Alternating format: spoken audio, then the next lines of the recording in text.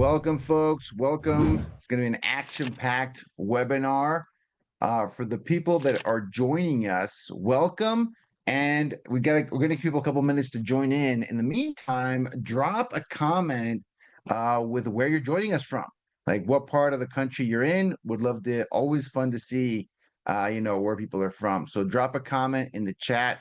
Would love to hear where everybody's from. Let me know. Let me know so we can take a look and say hi to everybody. Fort Worth, Texas. All right, Metroplex. I was in Dallas a few weeks ago. Love it. Windy, Chicago. There we go. But windy right now. About to be cold pretty soon. So, Aptos, California. Oh, I hadn't heard of Aptos before. Aptos. Shay. What's that? I said Aptos. I'm used to live there. Oh, I got you. Okay, cool. All right. There we go. Got people from all over doing this. Palm Desert. All right. California crew showing up today. Love it. All right, folks. We got a really great webinar for you, right? We're going to dive deep into a case study here with Jonny. I met him, a few months ago, and just the progress he's been able to do has been amazing. And we're going to go deep, guys. We're going to go deep. I have a bunch of questions I'm going to be asking Jonny to learn more. But if you guys have questions, you can always drop them in the chat. I will try my best to get to them, but I've got a bunch of questions too. So mine win.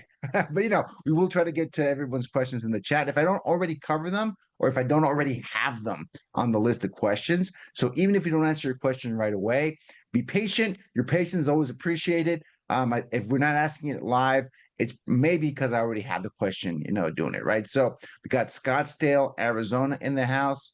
All right, folks, let's get rocking. Let's get going. So, folks, I am Gus with PowerISA. We help people set more appointments, make more calls, talk to more sellers, talk to more buyers. We've been doing that since 2015. We've helped a little bit under 3,000 real estate agents in that time, and we help folks in the US and Canada. We probably currently have or have had clients in all 50 states, including Alaska and Hawaii, and almost all the provinces in Canada. We haven't covered all of Canada.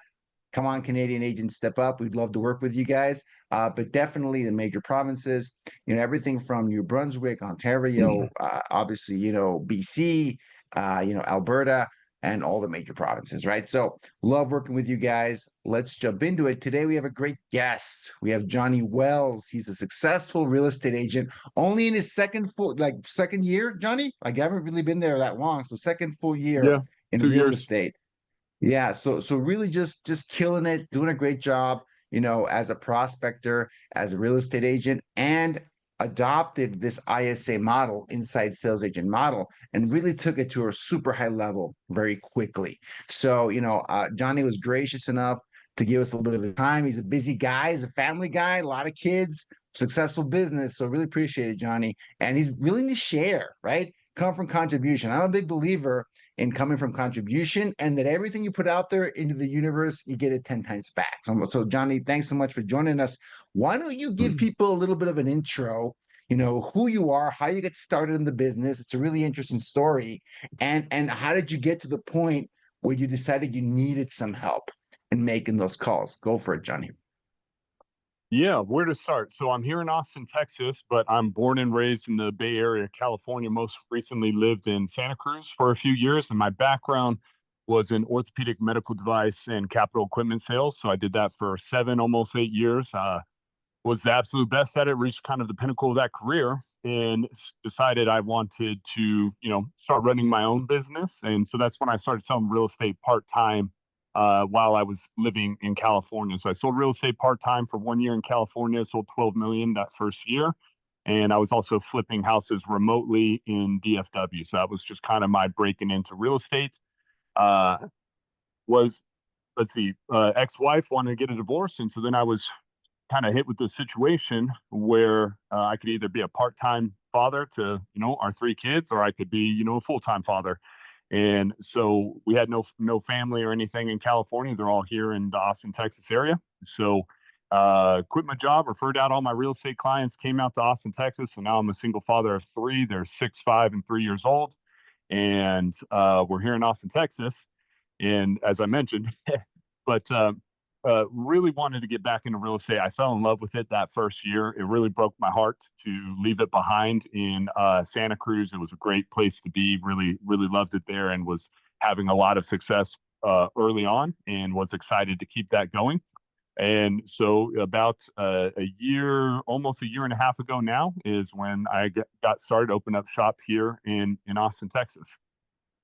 I got you. So, and just I mean, because that's a crazy story. So, a year and a half ago, you basically started from scratch in real estate, right? Mhm. Like, Yeah. you're from Texas, you're from Austin, but you don't have any clients there. You haven't done any business there, right? Maybe they knew you as a sales guy, but as a medical sales capital. I mean, this is a completely different career. You made a career change in a way, right?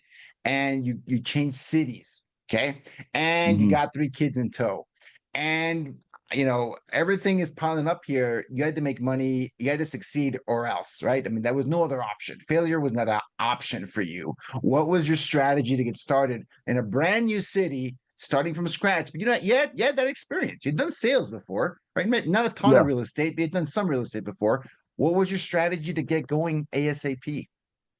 Yeah, I mean, I did real sales. I did like high level, white collar, extremely desirable sales for a long time, right? And not that real estate isn't really sales, but most people don't treat it as really sales. That's kind of my point there. 100%. A Yeah, hundred so percent. I certainly came with a lot of skills, but there's a blessing and a curse. So I'm in Austin, Texas. I don't know anybody. I don't have any relationships. My family is here, but they're not well connected or anything like that. It's just little nuclear family, no big deal. But with that comes the benefit of not having all of those distractions. So most people, when they get started in real estate, they're just calling all their friends and stuff, and they're speaking to a bunch of people who either don't own homes, or if they do own homes, they're not selling their homes. And like yeah, you definitely want to make sure you let everybody know what you do. But I'm only interested in speaking with people who own homes that want to sell their homes. And so I had that blessing of not having that distraction. And I also came here with that experience and skill set from that 1 year part-time selling in California. This was actually a great lesson. I had a massive, massive network in California. However, I was still running a large orthopedic med device company at the time, and no one who I knew in professionally wanted anything to do with me as a real estate agent when I first told them. And Okay. it's not because they of like a question of competence or anything like that. Like I was in a zero F up business, extremely high level of competency and trust and deep relationships with those people, but they felt like I was going to leave them, which is the truth, right? So I immediately found out like, oh, I'm on like a 2 year exit strategy from this business because I was making a lot of money in that business, and I wasn't prepared to walk away at that time.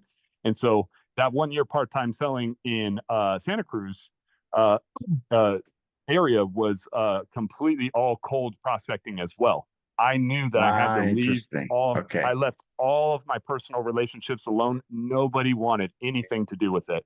So I came equipped with that skill set from that 1 year part time when I came here to Austin. I said, okay, cold prospecting, that's the way to go. I can't wait for business to come to me. I got to go talk to people who own homes. That's my goal, is to have conversations with people who own homes. I love that. And and just if that weren't challenging enough, right? That were challenging enough, new city, started from scratch. You had that skill set, which turned out to be very valuable. The market in Austin, let's not mince words, has not Yeah. been great, man. After like this No. huge, even pre-pandemic and especially post-pandemic buildup, it was a COVID boom town. Austin was a huge COVID boom town. I actually went there during in the I think 21, and it was just bonkers, right? Just going nuts. But that the music stopped in 2022 in Austin, right? So you're going into a market where I think was in full pullback mode, like prices going down, days on market, increasing dramatically. It's one of those COVID bust towns, right? There's a few of them in the country. Austin's one of them. Did you know that? Did you care? How did that come into play, or did that not matter to you at all? Yeah, I knew that. I just didn't care. I've been full commission sales my entire adult life, right? So I've always ate what I killed, and that's just kind of normal to me. I feel my belief: anytime the tide is coming in or going out, there's always be money to be made. But it's a major headwind. We are in the biggest bust town in the country. Prices are going down. Days on market have skyrocketed. We have more inventory than we've had since 2010. So every deal is tough, lots of competition, and they're all really, really tough. That being said, I call off market deals, I call expireds, and there's plenty of expireds to talk to. Every day. So because the tide is going out, there's that opportunity. It's what I call a skills-based economy, right? So for somebody who has sales skills and for somebody who can do something a little bit more than put a sign in the yard, right? There's opportunity, but there's a lot of noise and a lot of competition. So it's a double-edged sword for sure. Yeah. Would I rather some appreciation be happening? Absolutely, but this is what I have, and I'm just here to gain market share until things turn around, and that's when the real money's made. 100%, Johnny. I think you're right. Because, and again, no offense to anyone here in the webinar or watching this afterwards. It took less skill to sell a home in Austin in 2021. I mean, I'm just gonna go. I was there. Right? So it was like things were flying off, multiple offers. You had a lot of folks from California actually, moving there. That were selling their homes for $2 million in California and coming in and buying properties cash for $600,000 in Austin, and it was just bonkers. It was kind of crazy. You fast forward a couple of years, and that doesn't happen anymore, right? Sellers are nervous. They wish they would have sold before. They're upset. They missed the boat. And a lot of them have to sell no matter what. And you have a lot of agents that have never been in a market like that. A lot of agents have never been in a market like that. They don't even know what to do. I love that phrase, skills-based economy, right? So you take these skills you've done some prospecting in California, and you take that and you hit the ground running in Austin. It sounds like, what were those first few months like? What was the first year in Austin? First year not so I sold $1 million a month for the first 6 months that I was in Austin, and then I found out another thing I learned about Austin. It is the most seasonal market for real estate, I think, anywhere. And I have no data to back that up, but juxtaposed from coming from California, I mean, in November, December, January, it just transactions fall off a cliff. Everybody around here, I use these big words, obviously, so excuse me, not everybody, but right. The market skyrocketed so much that even though prices doubled over the course of 5 years, right? And so now that even though we've adjusted 30% down, most people who own homes in Austin or the greater Austin area, they have so much equity and they're dual income, tech, all that. They all have the ability to hang on to their house, right? Most people have the ability to hang on. They're all trying to time it up. So everybody wants to be on the market in the spring and summer. They want nothing to do with the winter. So I sold $1 million a month all the way. I had 5 deals last October, and then I sold nothing for November, December, January, February. Finally had a closing in March. So absolutely brutal. Got it. And here we go. I forgot the question, but I mean that's what it was. That was what it was like I to got you. get That was the started. start. Yeah.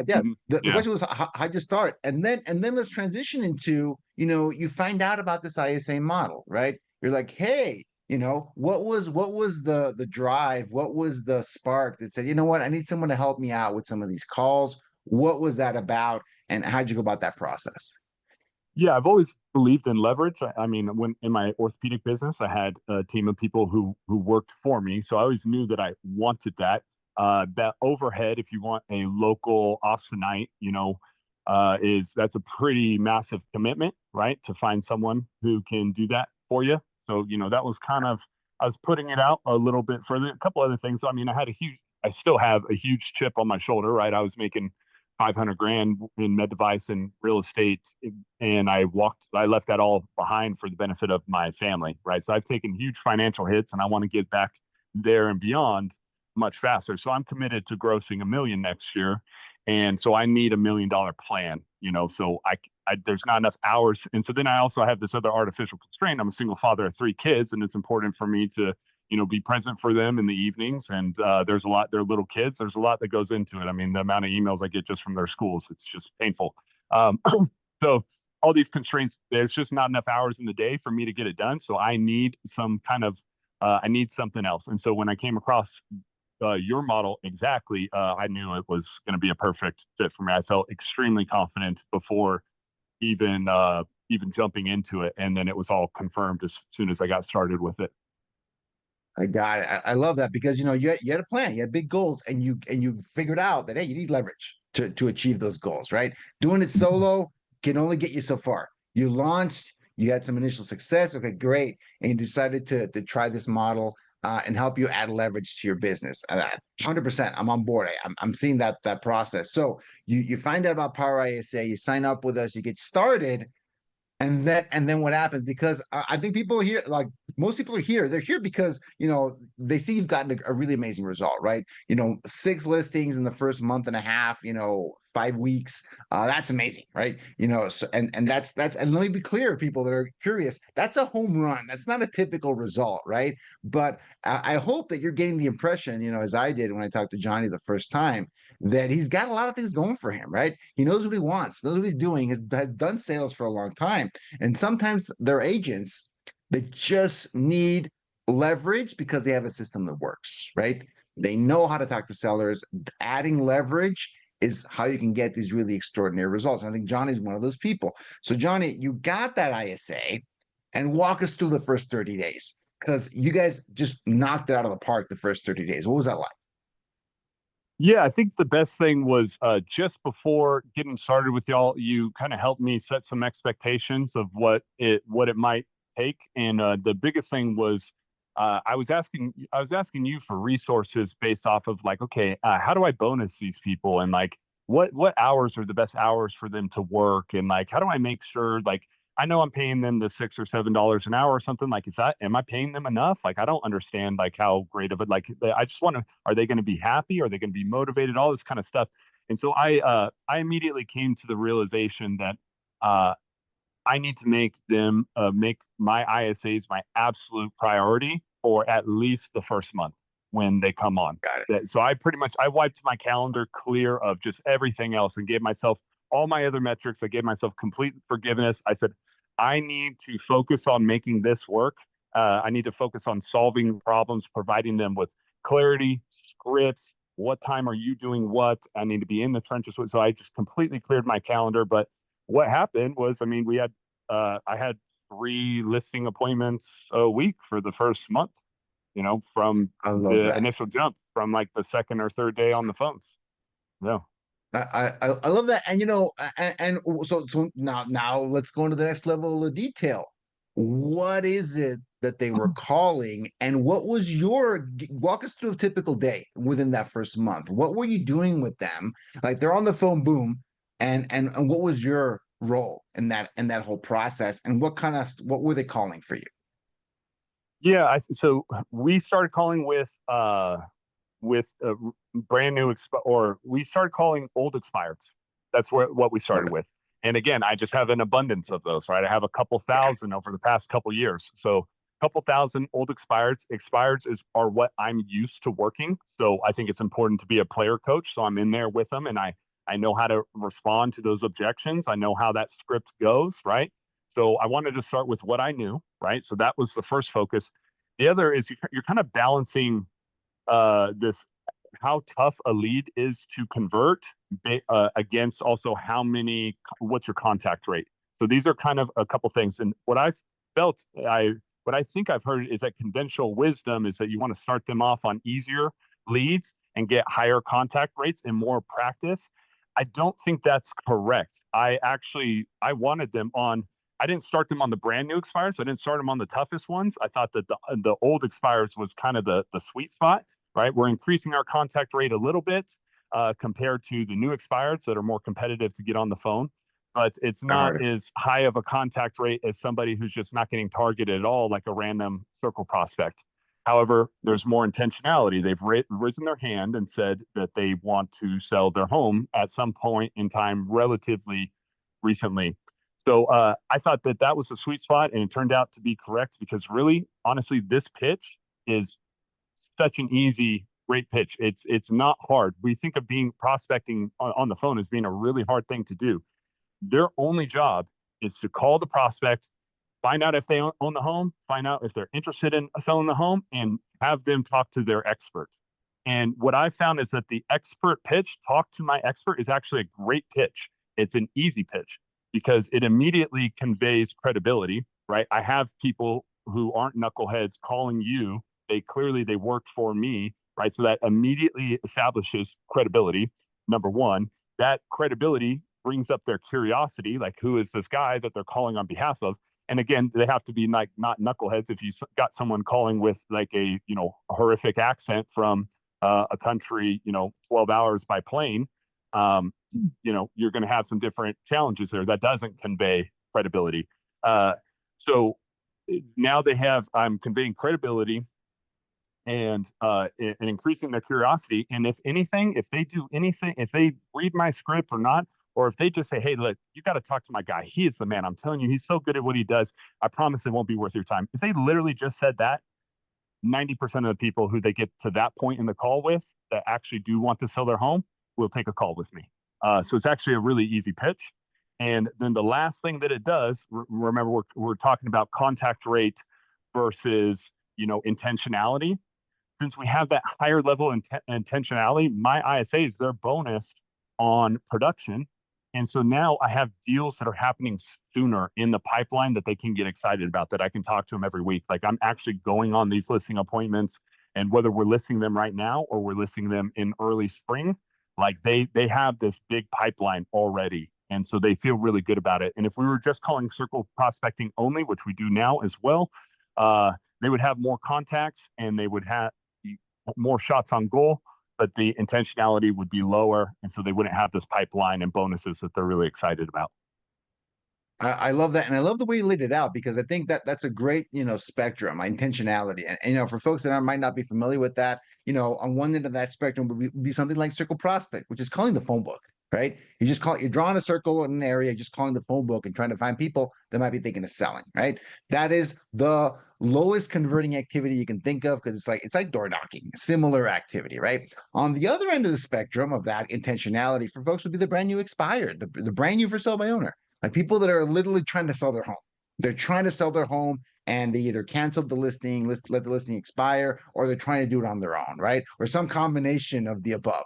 That is the highest form of intentionality, because they're raising their hand and they need to sell their home for whatever reason, right? So and you've got a lot of stuff in between, right? So those are the extremes, probably the extremes on intentionality. And I love that you brought up contact rate, Jonny, because that is the bane of my existence. People struggling with low contact rates. As you've tried out, different lead sources, what's a good contact rate, or a good contact rate you guys have been able to achieve when you're calling these different kinds of lists? What's a decent number you've been able to achieve? It moves around all the time. I don't know what our average contact rate over a full day or a full week is. I have that number somewhere. I don't have it top of mind, but frankly, it's pretty low. Like we don't have a super high contact rate, but we have a really high close rate. Like if you own a home and you're open to the idea or actually want to sell it, talk to my expert is like a extremely high rate. I mean, they say yes. They say yes 90% of the time, and 90% of the people who I talk to, once they get them over to me, are open to meeting with me. So it's a very, very high rate. So even if we only get a few people on the phone in a day, and it's not that few, but even if it were, we're successful. We have multiple listing appointments a week typically. Yeah. I got you. So you're talking to people every day. You're calling, a lot of these high intentionality lists. Maybe not the highest, but a good a level of intentionality, because they Well, tried to they sell do. in the past. They call the new expireds now. I got them on the new Okay, expireds within a couple of weeks, couple to a few weeks. So they call the highest intentionality that we love possibly it. can. We do now mix in circle processing. Right now, it's just absentees is what we're calling, and so we have a Cool. much higher contact rate. And so now what's good about that is they're not doing it all day long, one or the other. They're mixing it up a little bit, so they're getting some variety.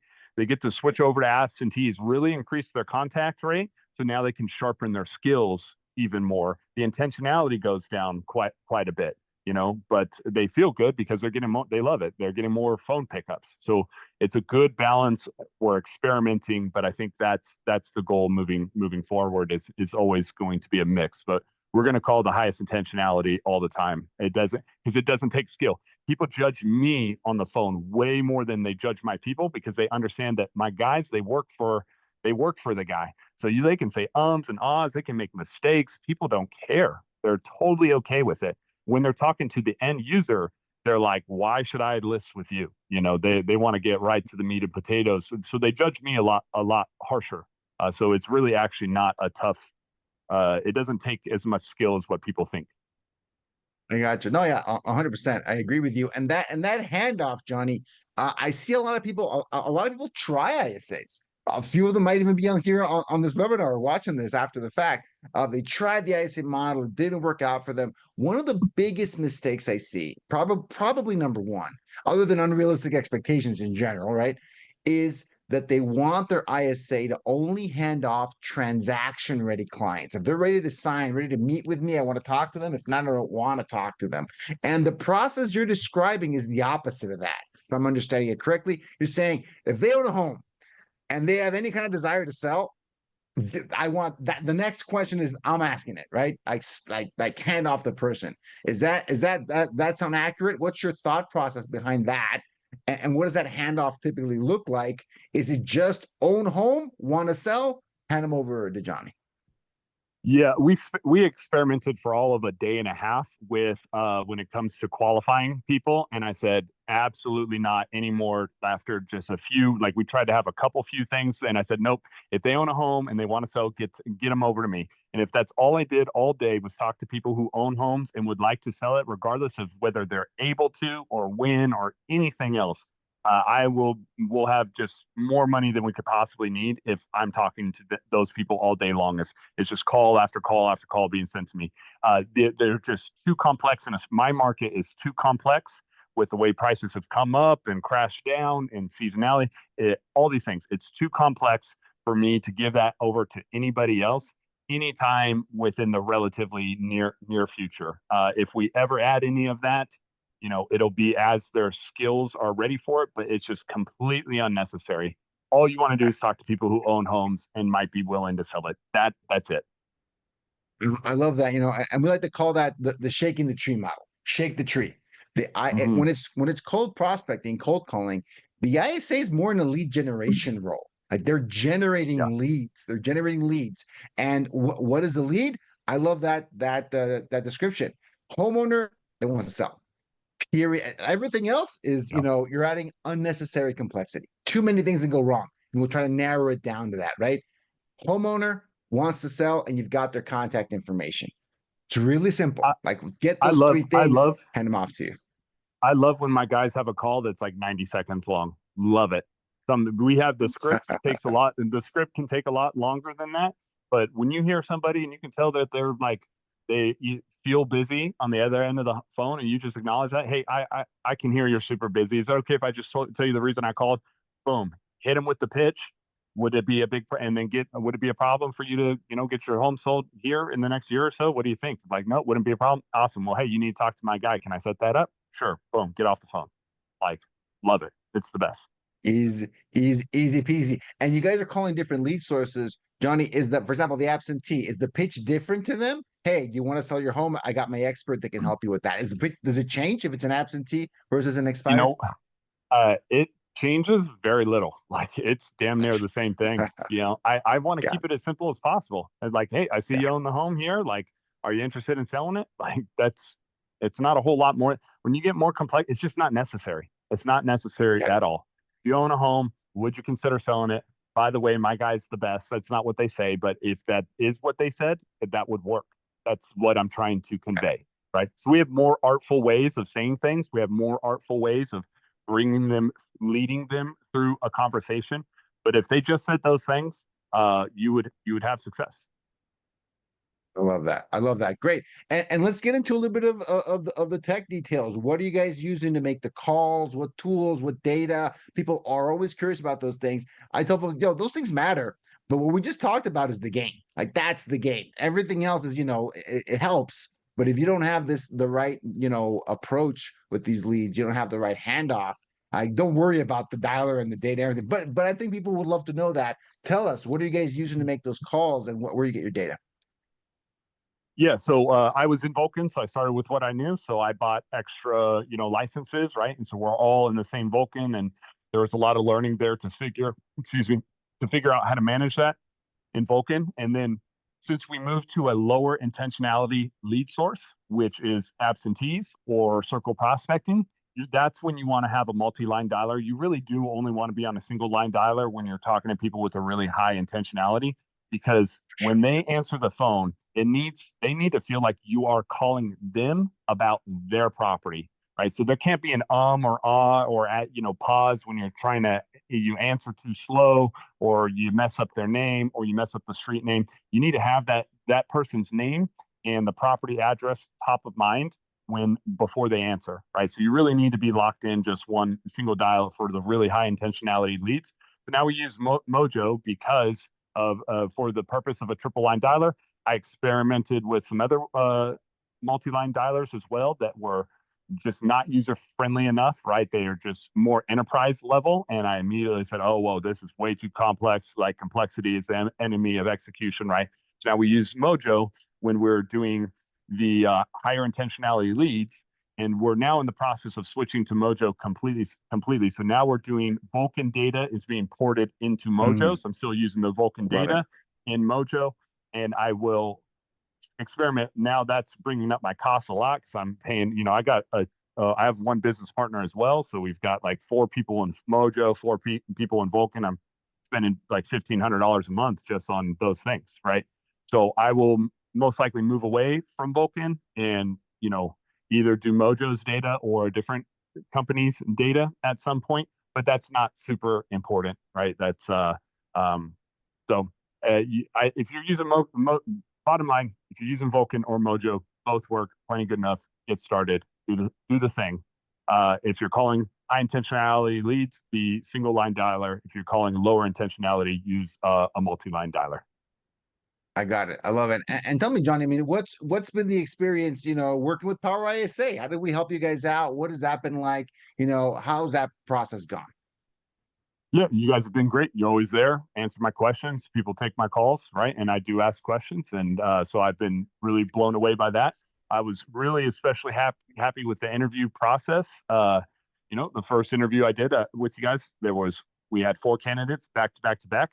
There was one who I thought was decent, and the other 3 I was just like, no, heck no. And I was a little concerned. I'm like, well, I knew. I'm like, hey, I'm going to interview as many people as it takes. Like, are y'all going to be cool with that? And absolutely, next day you had more candidates, and it was my next round of 4. I had 2 people who I felt were lights out, and a third who I also really liked as well. So that was a huge sigh of relief for me. But you guys were very helpful with the interview process, setting expectations, all those things.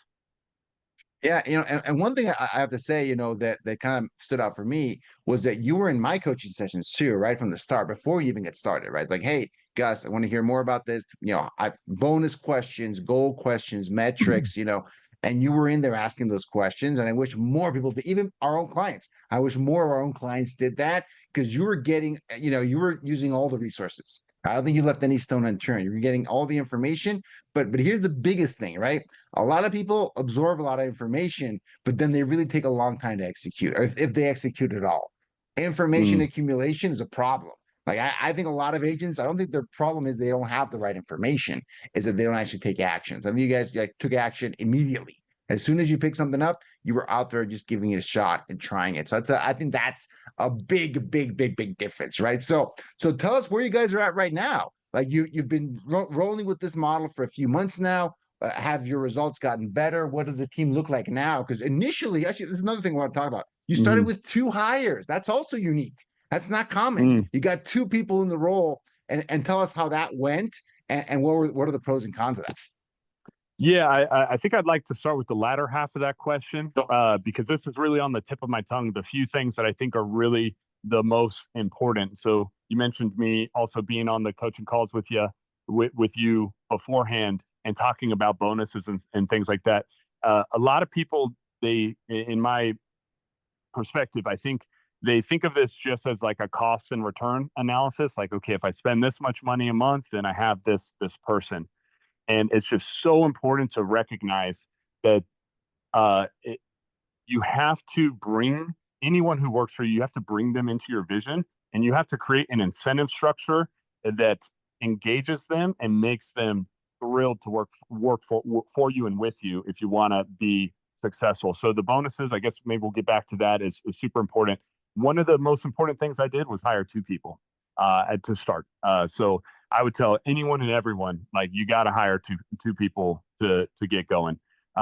If you can't, I understand. Go ahead and get started. If you feel that you can't, you probably can. There's probably a way to do it. I would, explore that and be happy to share thoughts with people when that's appropriate, how to do that. But the reason it's so important is, I mean, so many, but if I didn't hire two people, I'd have no reference point to understand how good they're doing or not. I had no idea what to expect for these guys, right? So I need, even if they're both similar skill level, or anything, I need some kind of reference point to see, what if one guy's making way more dials than the other guy? What if one person is booking a lot more appointments than the other person? I need, even what if they're both bad? What if they're both great? I don't know. I need a reference point.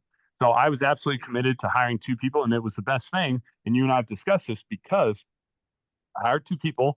The guy and one person in my first month was responsible for almost all of the production.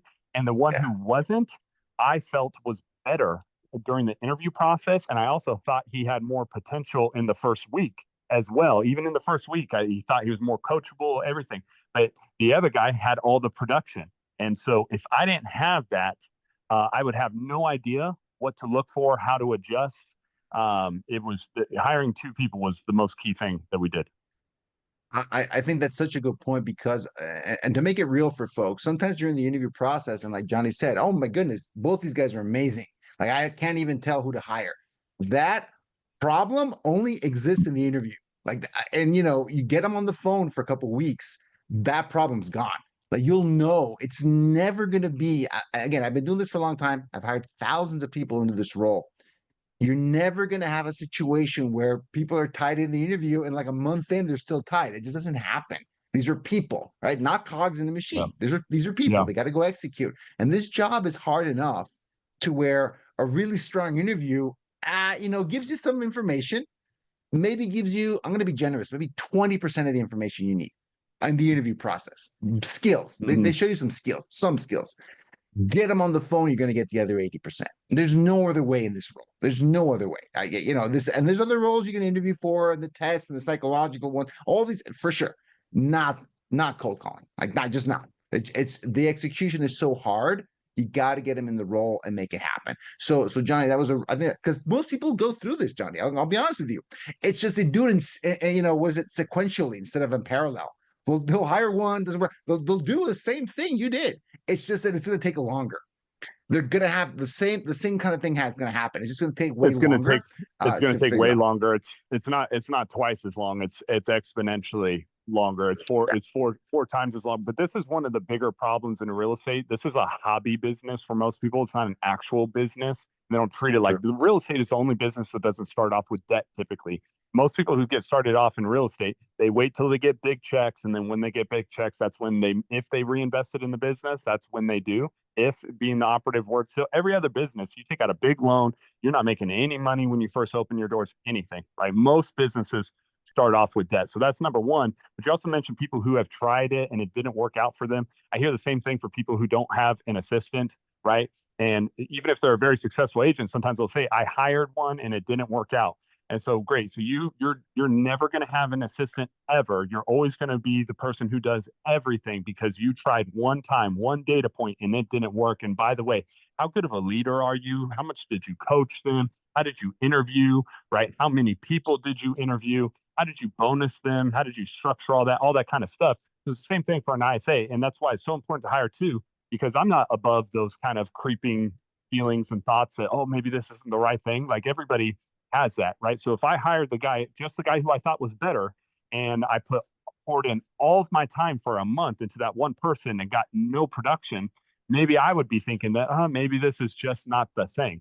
But thank God I thought to, hire two, and I immediately got slapped in the face with somebody who I didn't have as high expectations for, who was blowing out the other one by production standpoints. And so I knew, one, this does work. Two, this other guy just, he doesn't have the upside potential that I thought he did. And so we're going to have to make a change there. And we have made a change, and you guys were incredibly supportive with that. And we made a change there, got a new person who, by the way, is doing phenomenal.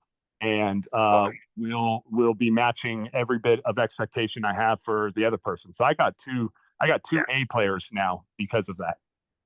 I love that, and that's a really good point because as you go through this process, you get better at it. As far and also our team gets better at knowing what you want, right? So that's another thing I want people to kind of walk away with that, through this, even if a hire doesn't work out, now we know exactly what you want. Now you know exactly what you want, and the Mhm. process usually goes way faster, right? Even if you have to Yeah. make a second hire and get another person, in the chair. I love that. And one more question, Jonny, because I know people are going to be knocking me if I don't ask this. You mentioned bonus structure.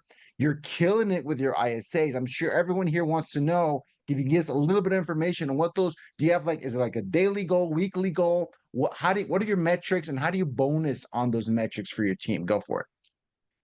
Yeah, the most important things you could do, right? Most important things you could do is you could either hire at least two people right out the jump. That's one of the most important things you could do. If you can't, then you just need to be committed to making decisions quickly and moving on quickly if they don't have what I call upside potential. You got to have somebody who has the potential to be an A player. If they don't have potential to be an A player, you got to move on. The next one is you got to be a player coach. You got to actually be in there doing it with Yeah. them because if they're not performing, first thing, it's probably you. It's probably because you didn't give them clear scripts and you're not coaching them and you're not involved in that. It's most likely it's you if they're not performing. Now, if you know that you're doing your job on giving them clarity, now you can make that at least if you can only hire one and you know that you're properly coaching them and you know those scripts work and you're a player coach and you do it and you play a recording of you saying the same exact thing and you get the appointment, they don't, that kind of, you can move on quickly. Now, bonus structure is going to be one of the next most important things. These are, I don't care where they live in the world. These are human beings. They work for me full time, right? They have hopes and dreams, and they want to feel like what they do is meaningful, right? Not just, they don't want to feel like their time is being wasted. They want to feel like it's meaningful. They want to feel valuable, and they want to be rewarded, right? So the first thing we can do is just at least start with the reward structure. Again, another fortunate circumstance being in Austin, Texas, moving in to the winter months that I just found out last year, firsthand experience are dry as a bone. So I set it up. I told these guys, hey, look, the number of listings that we're going to get, right now that are going to sell in November, December. I mean, I got a couple that are, in contract and those are going to close and my guy's going to get paid on that out on that right now. But the number that are going to sell in November, December, it's not going to be a lot, right? We're going to murder it in spring. Spring is going to be the big payday for everyone, but they don't have that kind of timeline to be setting appointments and waiting 6 months for their possible potential bonus. It's too far away. It's too ethereal. So how do you reel that in? You have to be the person who takes the risk. You got to believe in your own system enough to be able to pay to sprinkle the bonus all the way through the client journey, right? And to bring as much of the future to the present as possible. So they have a weekly bonus, right? Based off of what I call calls met, right? So those are people who have get on the phone with me, not listing appointments, nothing like that. These are people who get on the phone with me, and it's not calls set, by the way, because they can set a call, but it could be junk unless they get. It's no value to me if they don't get on the phone with me. So now they they don't have total control over who gets on the phone with me, but they have an ability to influence it based on how they set the appointment and how they follow up with that person, and also how they follow up with me. Squeaky wheel gets the grease, and I just like anybody. I feel like I'm a busy guy, right? I can get distracted, and so when I have an appointment coming up with someone, they call me like, "Hey, you got the call with that person in 15 minutes. You good to go?" Right? Or after it happens, like, "Hey, how did the call go?" So they stay on me. Their bonus on calls met. But anyways, it is they have a quota for how many calls need to be met in a week. If they hit that quota, they get a bonus. If they fall short, they get nothing. Right. So that's the first thing. When they do hit that quota, they get their bonus increases there for all additional calls met, right? So I always Mm, believe, I love that. I believe in progressive structures. I've seen regressive structures. I think it's stupid, right? You want people when they're churning, you want them to double down, right? So they get paid more once they hit their quota for the week, right? So that's the top of the funnel. Then they get paid on listing appointments that I go on. They get paid on listing contracts that I sign or buyer contracts that I sign as well. There's not a whole lot of those, but there have been a couple, right? and they get paid on, of course, closings. And those are progressive too, right? So if it's a more expensive closing, I want them to get excited about, higher dollar listings, right? So I want them to feel like it's a business too. And I want them to like, I don't want, they don't really have much opportunity to be picking and choosing between dollar amounts too much. There's a little, they could go through their lead list and maybe do that a little bit if they wanted to. But it's more so that when I get a $2 million listing appointment or a 500,000, I want them to be more excited about the $2 million one, right? So I have progressive bonuses there as well. Don't miss that appointment. Like really, don't miss that appointment. Like, it sounds like a great incentive to make sure that everything works beginning to end. Not just that first handoff, not just making the calls. These systems are hard to put together because you don't want them to be gamed, right? So I think you've put in a really good structure to reward every step of the process and making sure they're engaged throughout. I really like that, Jonny. Jonny, we are out of time, man. Thank you so much for making some space for us. If people want to continue the conversation or reach out to you, what's the best way for them to do that? Yeah, they can shoot me an email, and I'm happy to talk with anybody for sure. Awesome. I can What's put the it best email to here. reach you? I'll Yeah. put it here in the chat, but it's Jonny.Wells, no H in Jonny, at Revel with a V, PG for propertygroup.com. So that's in the chat right now. Jonny.Wells at revelpg.com. All right. Awesome. Jonny, thanks. Oh, we got some future coaching clients in the chat. All right. Awesome. That's very flattering, guys. All right. Thanks, everybody.